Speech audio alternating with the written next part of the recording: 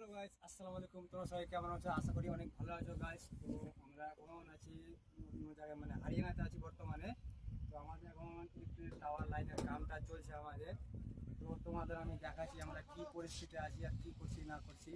তো গাইস তোমরা ওইদিকে দেখো, আমরা ওইদিকে একটা ঝাঁপড়ি মারলাম ওইদিকে।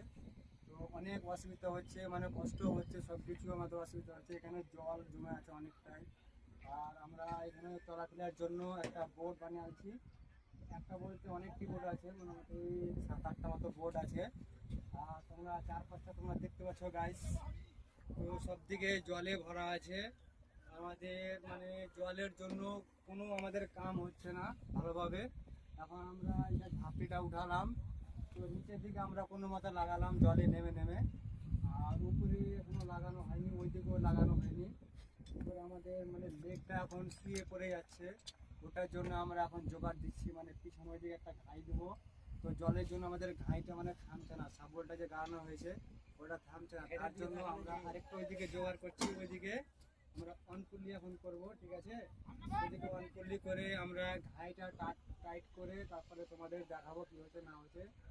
আর তোমরা দেখতে পাচ্ছ আশপাশটা কেমন হয়ে আছে গাইস। তো আমি নেমেছিলাম নিচে, পুরো প্যান্টটা খুলে